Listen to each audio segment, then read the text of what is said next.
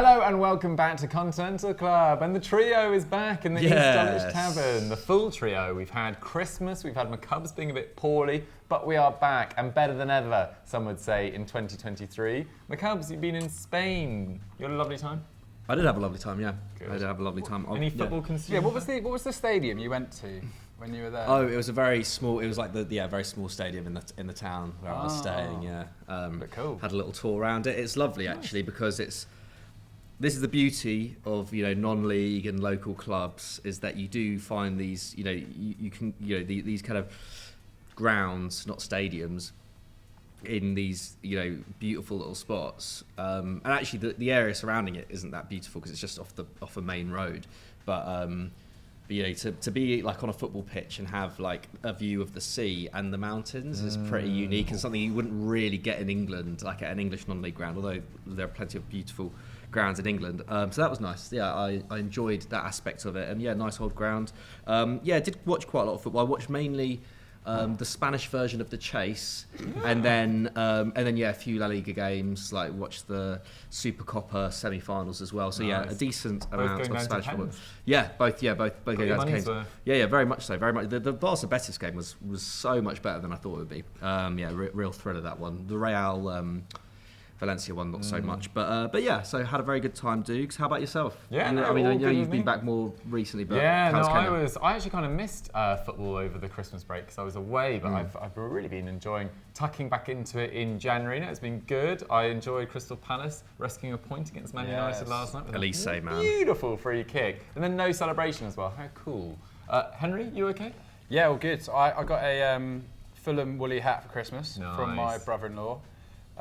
Which I've been wearing for the Fulham games. And my cousin, who lives in Spain, bought me a Real Sociedad scarf. So, happy days. Which is very nice. Yeah, so two teams on the up. I'm now from nowhere fully invested in La Real, and they did so well to beat Bilbao. They're flying, absolutely flying under Alguacil. So yeah, quite into Sociedad this season. Love it. Yeah, they absolutely smashed Athletic Club, with Kubo in particular causing a lot of mayhem. Love the shirt off celebration. Yeah. Quite nice to see from a slight guy as well. Doesn't have that much to show, but off we went. Love it. Anyway, today we are talking about players your club should get rid of in January. Strong title. It's a difficult topic in many ways because January, you generally want to keep resources really, unless you've completely fallen out with the manager, and there are some exciting examples of that in this. McCubs, let's talk about Benjamin Pavard first of all. First of all, who did this come in from, and what do you think of the suggestion? This comes from @Hamu Adlan. I mean, it's difficult, like you say, Dukes. It's are Bayern actually going to get rid of a player who's a very decent backup right back in January? Probably not. But is he worth keeping around long term? I'm not so sure. I know you're not a big fan of him, Dukes. You've always been quite critical of him. I just think he's the weakest link. I don't really mind. Yeah, no, but I mean, he's a centre back who plays right back, isn't he? And that has served Bayern quite well over the years. But 14 assists in 140 appearances isn't really what you expect in an elite, Julian Nagelsmann side. Obviously, they signed Mazraoui, and he's been the starting right back so far this season. I think you were saying he's got COVID at the moment, so I don't know if he'll play on the weekend. A couple of weeks ago, yeah. So we'll see how he bounces back from that. But there's also personal things. He got caught drink driving in November, was fined by the club, and that's something that can be rectified, of course. People do make mistakes in their personal lives, even if that is a really silly thing to do. But also he's out of contract in 2024. So in some ways, unless he's desperate to sign a new contract or they really want to tie him down, then now or the summer is the best time to get rid. And the only problem is there anyone in need of a right centre back or right back desperately this summer who has the kind of money that they'd probably ask for, and they'd probably ask for 30 to 50 million. Yeah. No one's popping out at me right now. I'm not sure if you guys can think of anyone. But I think it'd be quite a good fit at Barcelona, to be honest. If they've got Balde on the left-hand side bombing forward, it's almost like recreating the Davies-Pavard link-up. But I kind of think that's what they're using Koundé for at the moment, isn't it? And I know much better centre-back though, in my opinion. Yeah, I agree. And Koundé really is a left-sided centre-back, so it's a weird one. But I feel like, I don't know, I kind of see the logic there, but I just don't see it happening. But equally, yeah, like they don't want that contract running down. I think how much did they sign him for from Stuttgart? It wasn't particularly cheap, was it, back in 2018? And then obviously they would need to find a replacement as well. I know you've got down here that Dallow's contract is expiring 2024 at United as well. I think he'd be a pretty good option, wouldn't he? He's developing really, really well over the last couple of years. You guys will surely fight pretty hard to keep hold of him. Yeah, I think so. And I think the money and wages that United would be able to offer him would probably be too much. But I think he's an interesting shout, Pavard. So thanks for sending it in, Hamu. Yeah, I'm not quite sure where he goes. But yeah, I think he is certainly one of the more dispensable squad members at Bayern. It's just difficult with that Hernandez injury, isn't it, as well? Ruled out for a long time. You probably look at Bayern and think they might just keep all their cards close to their chest at this point, certainly in defence, where Pavard at least can fill in at centre-half, I suppose, and do a bit of a job across all the back line if needs be. Yeah, it's true. And they managed to bring in Jan Sommer this week as well to replace Manuel Neuer. I mean, what a stop-the-gap goalkeeper that is. Amazing. So annoying that he's gone to Bayern, to be honest. Yeah. It kind of ruins any hopes of like some defensive slip-ups, to be honest. Because, yeah, I mean, he had that phenomenal game, I think it was against Bayern earlier this season, where he saved, what was it, 15, 16 shots? Something like that. It was sort of Tim Howard versus, was it Belgium in the 2014 World Cup-esque? It was absolutely awesome. But Benjamin Pavard, I think he probably needs some support as well. He's been quite open about his mental health struggles during lockdown. To be caught drink driving doesn't suggest he's in the best frame of mind. Like, footballers really shouldn't be drinking to any great extent during the season anyway. And he also fell out with Didier Deschamps during the French World Cup squad after making an error, I think, in their opening game against Australia as well. So, yeah, before we all rubbish Pavard in the comments, like, maybe that guy needs a little bit of help. Henry, let's move on to Nicolo Zaniolo.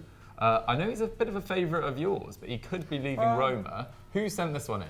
Yeah, so this comes from @BandWSheep NUFC. Assuming that's a Newcastle fan, so in good spirits, I'm sure. But it's an interesting one, Zaniolo, because I do think if someone offered you decent money, you should take it for him. He is a very exciting player, and I think actually, certainly in the early part of the season, before I think he hurt his shoulder, didn't he, at some point? He's just missing that final bit of composure in front of goal, because it's all there, the speed, the tenacity. We've seen that with his big unit as well. Discipline and record. Yeah, I mean, it's 40 yellow cards and 3 reds in 128 games for Roma. That's a lot. That's a lot. That is a serious. He's putting his body in there, and that's what you get when you're playing for your home. He's been at Roma for a long time now, and it's a very passionate club, but. If someone, and it says that Sky Sports here claim that they've tried to make an effort to sign him, 34, 40 million euros, pounds, whatever. Spurs, I think that would be a really interesting. I think Mourinho would be certainly interested, because he's not guaranteed goals. I know that only Abraham and Dybala have scored more than him this term, but. He's just less reliable than either of those. I think Dybala's come in and really shown what a quality player looks like. Yeah. He's been beyond my expectations since he's gone to Roma. It could be interesting, because obviously we haven't seen Belotti play a lot of football in that Roma side. Would he go to a front two of Abraham and Belotti with Shomurodov on the bench, put Dybala in behind? That would then require him to play a bit more aggressive wing backs in order to sort of push players forwards, Zaluski, etc. So it could be an interesting shape up for this Roma side if they were to get rid of him. He's done all right, 24 goals, 18 assists, got the winner in the Conference League last year, which is a big moment for him. But yeah, and he's had 2 really big injuries sort of back to back in his young career already. Plays in the Italian side normally when he's fit too. I would be interested in selling him if the offer was there. I don't think this is a bad shout at all. And I was trying to think, because actually Joe asked me if we need to talk who I'd want as a dream signing for Fulham, and he said, be as ambitious as you want. And I was thinking about sort of right winger, attacking midfield options who could go there, and I was thinking maybe Martin Terrier would have been a good one at Rennes, but he's just been ruled out for a long time with an injury, or someone like Crépin Diatta at Monaco. I think you could get a replacement in who's probably a bit more of an out-and-out forward. I'm amazed that no one else is looking at Ouattara from Lorient. It looks like he's on his way to Bournemouth, isn't it?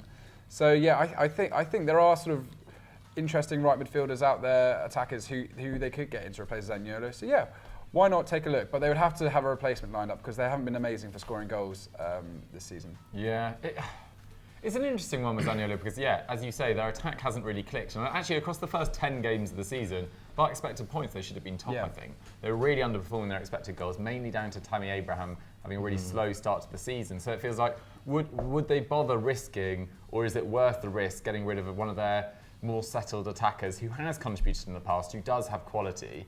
He's probably not had the output that sort of matches his name and his reputation almost with Zaniolo. So it's a little bit, Just based on the last game, where Abraham and Dybala really clicked up front, 2 assists, that could be a really interesting pairing going forward. And I think Mourinho would look at that. And then you could just put Pellegrini in behind. And then suddenly Zaniolo doesn't look like he has much of a space in that squad. So maybe they could reinvest even in another central midfielder. Yeah, okay, fair enough. And also, Spurs have been crying out for a more creative midfielder. But is Zaniolo really going to play in that midfield zone? Probably not for Spurs. He's probably going to rival Kulusevski on that right-hand side, which is one of their better players when he's been fit. So it doesn't seem like a natural fit at Spurs for me either. Let's move on to Ebran25's suggestion of Donyell Malen. Now, he cost 30 million euros from PSV in July 2021, but his record, 10 goals, 9 assists in 55 games. It's not terrible by any means, but he's not had a great start to this year at all. I think he's operating around 0.5 expected goals and assists per 90, which isn't woeful, but a lot of those minutes are coming off the bench against tired opposition, and he hasn't really got going in terms of scoring. In fact, he's yet to score so far this season in the League or Champions League. 0 goals and 1 assist in 15 League and Champions League games this season. But we talked, particularly pre-Christmas, that Adeyemi's not really hit the ground running at Dortmund. It's been really difficult for them because Anthony Modeste had to come in as a last-minute substitution for Sebastian Haller. It's great to see him back playing football again, so hopefully that will improve their attacking exploits in the second half of the season. But Donyell Malen, for all his hype at PSV, just hasn't really got going yet at Dortmund. My opinion, though, because he's only 24 and he's relatively new to Dortmund, I probably wouldn't get rid of him in January. I'd instead probably look to shift on someone like Torgan Hazard, who has just completely drifted, really, in the last 18 months or so, having looked so promising a couple of years ago. I think it was particularly under Lucien Favre when he first went there, who he'd worked under at Gladbach as well. He really hit the ground running, but hasn't really materialised recently. So maybe Torgan Hazard is someone they could look at. McCubs, moving over to Italy, there's been a suggestion of Weston McKennie. What did you make of this one? I don't know, actually. I think this comes from at Jojo Kako 3000. Yeah, I think. I mean, he ranks 8th in the squad for league minutes this term. I don't think he's ever been terrible at Juve. I actually think I personally quite liked him under Pirlo. I think that was when he was, probably the most interesting part of his career. But I think it would be. I think a little bit like Zaniolo, to be honest. I know Zaniolo. I think McKennie's a more integral part of this Juve side. He's starting most games.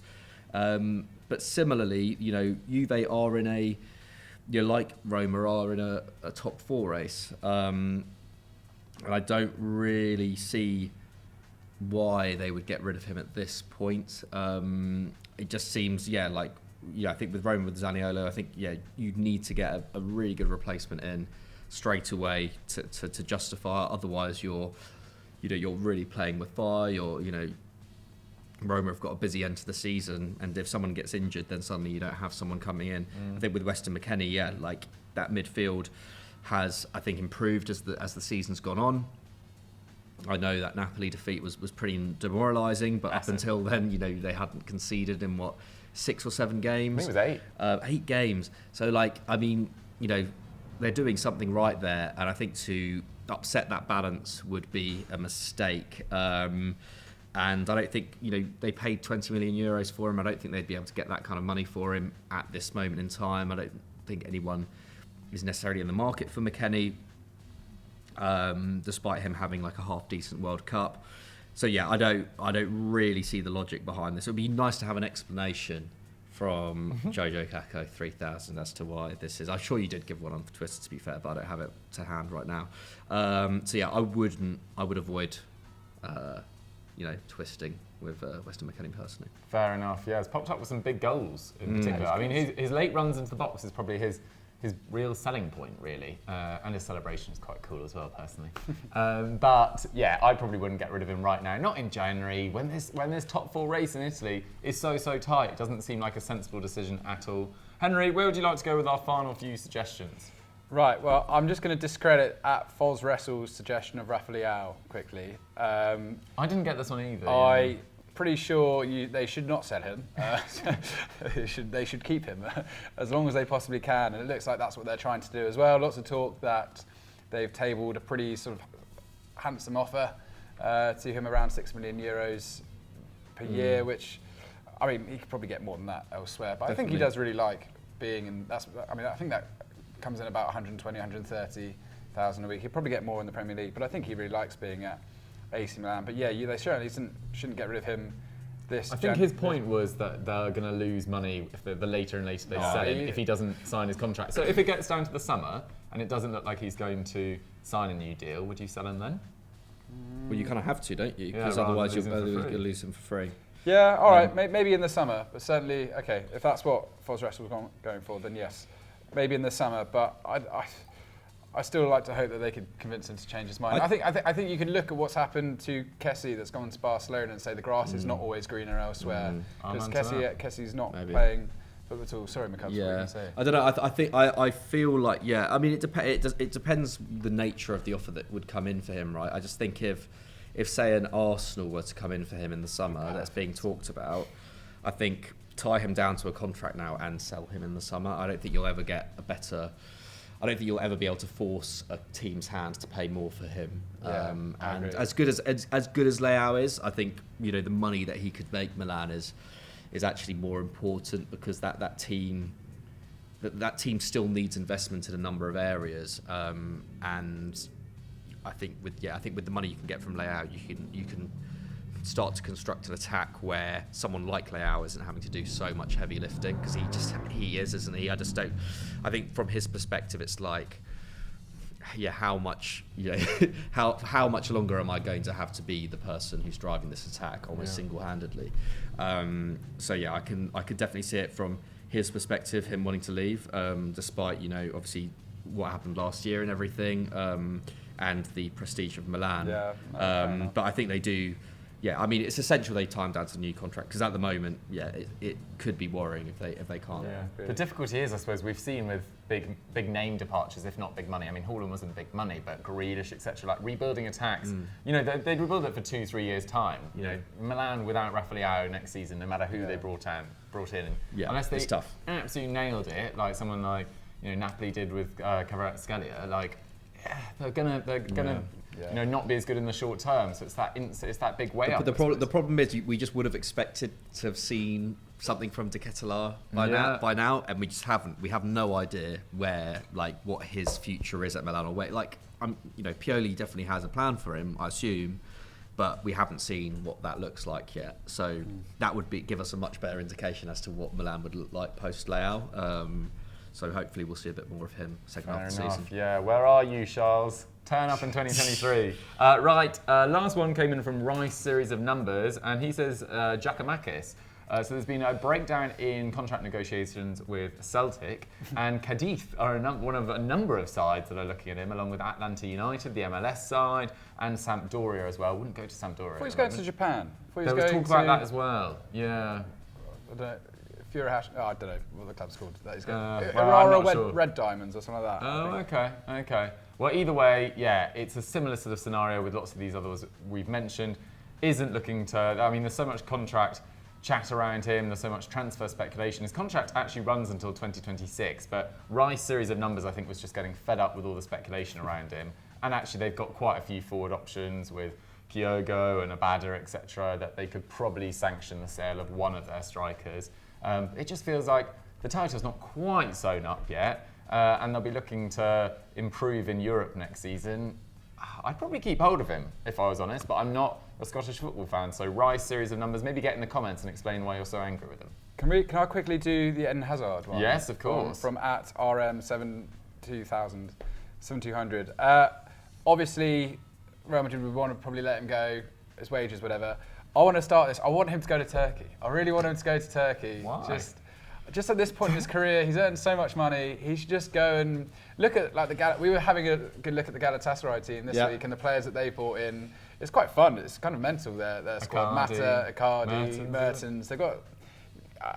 I'd love to see him, because Besiktas look like they want to get rid of Dele Alli already. It looks like they're completely fed up of him. He's been a flop since he's been in Turkey. I'd love to see Dele Alli replacement. I'd love to see Hazard go to like Fenerbahce or go to a Besiktas. Just go and enjoy your football again, and just sort of be the main man in a. Because right now, his teeth done at the same time. Yeah, he could. Yeah, or his hair. I actually think Eden Hazard's got pretty nice teeth. I didn't realise they were in the teeth game as well. They're in every part. I was going to say hairline's not really receding either, is it? Yeah, no. He's sorted in that department. Well, there's many things to do in Istanbul beyond that. So yeah, I'd love to see him just accept that he doesn't need to be at Madrid anymore. Just take a hit on his wages and go somewhere else. But only he knows how much he's really interested in it all. It's getting very Gareth Bale, isn't it, with Eden Hazard at the end of Real Madrid? They can't even be put in the same category. Like those two guys. Like no. Bale was a bigger contributor later as well. But it just feels like it's becoming a bit of a side story. Is what I mean. I mean, I feel like he's just like forgot. I haven't heard his name even uttered like in anything recent. You know what I mean? Well, he hasn't played in the league since the 11th of September. I haven't like it doesn't even feel like anyone is. You know what I mean? At least with Bale, it was controversial. It feels like with Hazard, it's just like everyone's accepted that he's just not good. This £100 million player is just like. Basically never going to play for the club again, and no one really cares. It's just they do in Belgium. So bizarre. I don't know whether Bale was a big talking point because obviously his history in the Premier League and British press, etc. But maybe in Belgium they care about it. Belgians, if you're watching this, I mean, he was are you talking about Hazard? But I kind of see your point. It feels like a bit of a non-event. Anyway, guys, those are the players that we think about getting rid of in January. Who do you think is most likely to go, and which one of those would you absolutely not sell in January? Let us know in the comments down below. And let's move on to a bumper week of big match predictions. Okay, anyone that watched last week's Continental Club would have noticed that I got a little bit ahead of myself and thought Bayern versus Leipzig was last Friday. So we did get our prediction for that one in last week, which I will reveal in due course. But we only predicted two results that actually happened last week. Napoli versus Juventus. McCubs went for a draw. Henry 1-1. And I went... No, I think Henry actually went 1-0 Juventus. Yeah, I went 1-0 Juventus. I went 1-0 to Napoli. Ooh, I went 1-1 as well. Maybe you went 1-1. Either way, the only person that gets a point is me, but I wasn't very close at all. 5-1.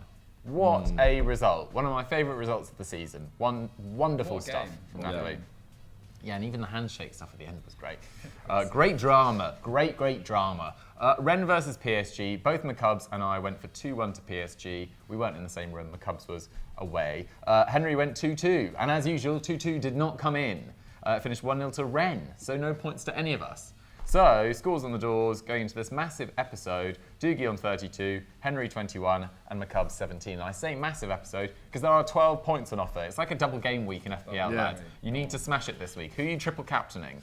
Because we've got the first one coming in. RB Leipzig versus Bayern Munich. We're not allowing any changes from last week's predictions. It's first versus third. It's taking place tonight. There's 6 points between them. Really, really exciting. If you want a more detailed breakdown of our thoughts on that game, go check out last week's episode. But here's where our predictions. I went 2-0 to Bayern. McCubs went 2-2. He never lands. Henry went 2-1 to Bayern. Right, let's go into the first one. That is definitely happening this weekend. Marseille versus Monaco. Third versus fourth. There are 5 points between them, and it's 8 p.m. on Saturday. Great little Saturday game. Henry, where do you want to start with this? What are you thinking? What are your thoughts? I think this is going to be a great game. Yeah. There's two really in-form sides. A lot of goals in Ligue 1 Yeah, this year. absolutely. I mean, this is Marseille's form since the World Cup. Played 4, won 4, scored 13, conceded 3. And then Monaco played 4, won 3, drawn 1, scored 13, conceded 5. So goals. Let's have it. Pretty good. Pretty good. Well, yeah, it normally is pretty good and spicy between these two teams as well. Especially in Marseille. Marseille. Yeah, I think they pinched a win last time they went to Monaco. So yeah, I'm excited by Marseille bringing in Malinovsky. I think if you look, most of their threat this season has been coming from almost the wide spots. Jonathan Klaus, he's been excellent, 7 assists from right wing back, and then Nuno Tavares has been having the season of his life. Just looks Cengiz Under as well. Looks right at home. I watched the game against Montpellier, their recent victory, and I thought they were really impressive. Cengiz Under, still going strong. I'm excited to see what Malinovsky will do in terms of hopefully trying to create a bit more for the forward options in there, because that's really what they've been lacking, I suppose, is that genuine creator through the middle of the park this season. Hopefully he takes a few balls and bursts them with his power shots as well. Yeah, why not? Fun to watch. Yeah, so a little bit of everything. So, I mean, you never quite know what to expect from Marseille. in recent times, but I do think that they're probably capable of catching Lens if they can just put a run together of results. Yeah, even so, but even they're though only like 2 points behind them, aren't they? At this point, like I mean, they're only 5 points behind PSG. Like it really felt like Ligue 1 was done. It was done, and PSG's post World Cup form has been so bad that you can't. They're in a title race. I think they were so patchy before Christmas, but yeah, their form recently has kind of put them right back in it, I think. Class. I'm going to be bold with my predictions this week, just because I feel like I have to. Yeah. I'm going to go 3-2 Marseille. I reckon quite an exciting game on this one. Nice one. I heard an interesting shout on the Totally Football Show, which if you're a fan of European football, you should listen to that weekly podcast. James Horncastle was saying that Igor Tudor would be a good potential Allegri replacement at Juventus, where he was assistant manager before under Andrea Pirlo, which I thought was really interesting. But Marseille have been a bit up and down this season. They started quite well, then had that 3-game losing run, and then their form recently has been magnificent. So hopefully they carry on that and we have a great game on Saturday night. McCubs, Monaco though, should not be underestimated. Some great forwards in great form. Yeah, I mean, Ben Yedder's in absolutely brilliant form. 14-minute hat-trick the other day, wasn't it? I mean, I can't really remember a time when Ben Yedder hasn't been really prolific in the last few years, to be honest. And it's also great to see Brielle Mbolo finally, He's been really good. finally enjoying his football. Because he had really tough last couple of years at Mönchengladbach, didn't he?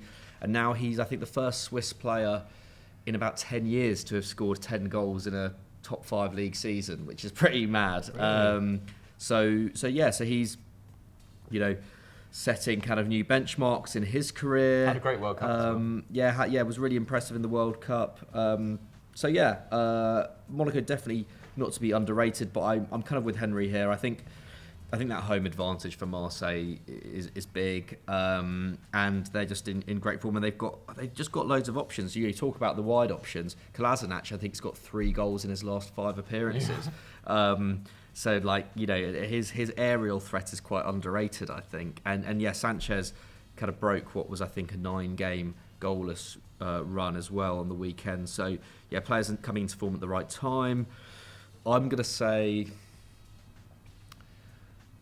3-1. I'm going to say 3-1, quite similar.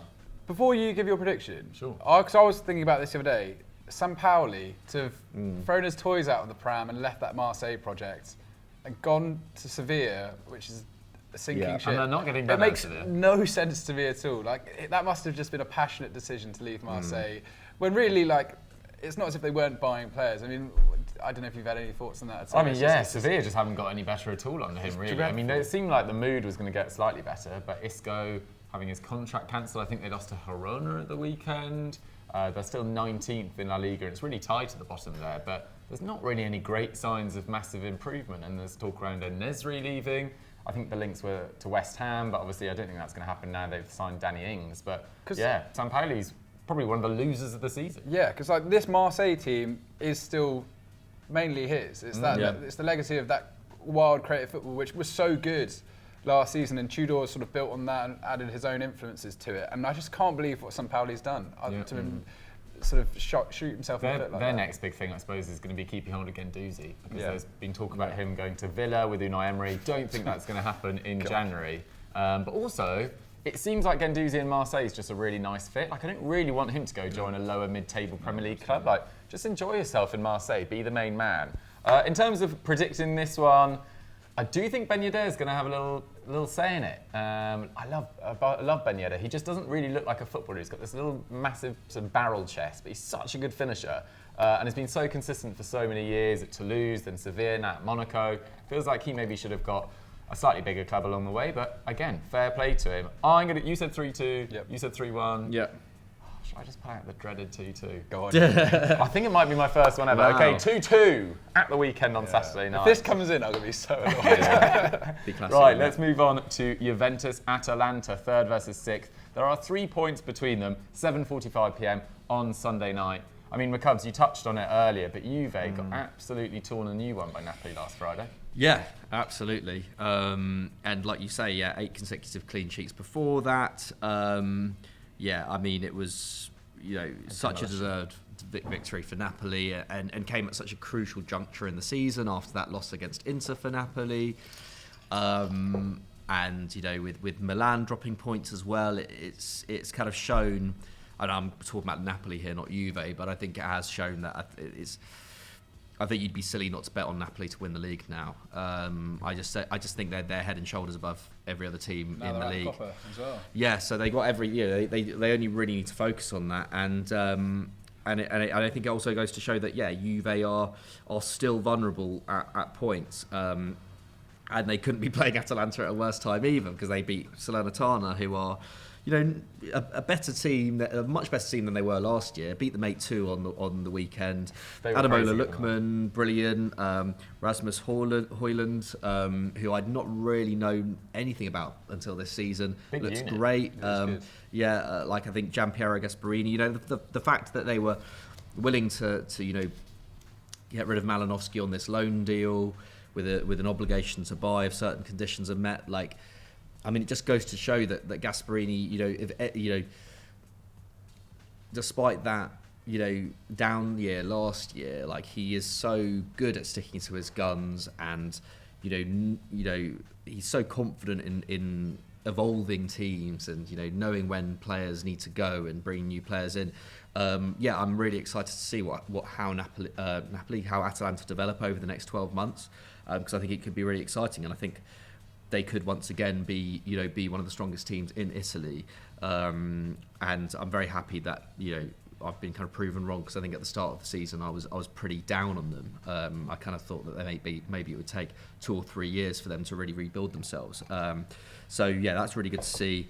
As for this game, it's a tough one. I think Juve are going to play really, really defensively. But that could come back to bite them. I'm going to go for it. I think Juve under Allegri have been prone to kind of really good runs of form, and then there's not really been much middle ground. So I think Atalanta might snatch something here. I'm going to say, I'm going for it. I'm going to go. No, I'm just going to go 2-1 Atalanta. 2-1 Atalanta. Okay. A lot of goals back there. I was expecting something crazy 7-0. there for a second.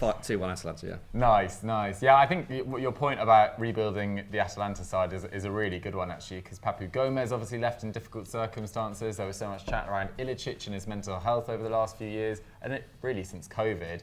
And Zapata's had so many injury issues, Luis Muriel as well, and Malinovsky's now gone. So they are really moving towards this new side. And Jeremy Boga got his first goal for Atalanta after forever at the weekend. Edison's made a nice impact in the middle of the park as well. So, Atalanta trending in the right direction. Juve, a blip in the road.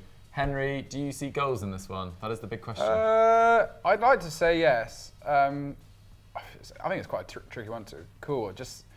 I was reading that Koopmeiners, Liverpool really want him, and he's got a big decision to make, which would be a good move for Liverpool. But I hope they can hold on to him certainly this winter. And so good to see Lookman playing well as he is. I'm not surprised. I thought he was really good the whole time he was in England. Just needed that an arm around him, and he's clearly got that. 9 goals in 17 league games this season. That's an amazing return. So I'm going to go 1-1, but I think I could be underselling this game a little bit. I just think Juventus need to sort of shut up shop a little bit after that demolition job against Napoli. Yeah, I'm quite annoyed you stole that scoreline to be honest. I was thinking 1-1, but no, that's not in the spirit of the game. I think this is going to be quite tight as well, to be honest. It was nice to see Di Maria actually contribute for Juve again. He's actually been really good for Juve whenever he's played. He was probably the only player that came out of that Napoli game with any sort of credit to his name. For this one, did you go 3-1 Atalanta? 2-1 Atalanta, I went, yeah. Whatever, 2-1 Juve, 2-1 Juve, even though I don't really believe it. But anyway, it's in there, written in stone now. Right, let's move on to the final game of Big Match Predictions, this bumper week, as I say. Athletic Club versus Real Madrid, 8th versus 2nd, 12 points between them, Sunday, 8 p.m. Henry, Real Madrid's form is not good. No, it's really bizarre, isn't it? I mean, they beat Sevilla 3-1 on the 22nd of October, which now doesn't look that impressive, really, when you think about it. But since then, played 10, won 4, drawn 2, lost 4. It's not great at all. Scored 17, conceded 14. Obviously, lost out to Barcelona 3-1 in the Super Cup, which in Saudi Arabia, so they've had to go out there and come back again. saw the Coppa final was there. the Super Italian, Coppa was there in Saudi Arabia as well. Really. So Carabao Cup, watch out! It could be it could be on its way. I know it's not the right competition, but you know what I mean. But well, they could just shorten it, couldn't they? They could just make it a quarter-final, semi-finals, and a final over the course of a week. I think a lot of people would be happy with that. At all. But anyway, well, we digress. But Barcelona. I'm so sick of Barcelona having a game where they play really well and everyone's like, that's it, they're back, they're back. And then the next week they'll go and sort of draw against Elche or something like that. So I mean, it's really. I'm not going to read too much into that little passage of play where they're passing it around a lot. But they did look good, didn't they? Gavi, well, exceptional again. 4 tackles and interceptions, etc. 3 key passes. You'd love to see that kind of. But I think Real Madrid are probably going to have too much for Athletic Club. I was not impressed with them at all against Real Sociedad. They didn't really. Your new team. My new team. Yeah, didn't really get much of a foothold in that game. Although I like what Valverde could do there. I just think that this isn't for them. This match. It's really on Real Madrid to win this. They have to. There'll be a bit of pressure on them, and I think they need to turn up and put in a good performance. Otherwise, a lot of the guys in that starting team are sort of in danger in many ways. I think because beginning to see the anger creep in at some of the players. Carvajal talks about he might be looking to move on, and Fernando Mendy's been taking pelters online. Exactly. So I think Real Madrid need to step up here. So I'm going to go for a 2-0 victory. Fair enough. Yeah, I mean, that's what your head would suggest, really. But we don't know the result of last night as well. Real Madrid have got Villarreal in the Copa del Rey as well. And imagine if they lose the Super Cup and get knocked out. I mean, of the Copa they del were Rey. comfortably the second best team against Villarreal last Saturday before last.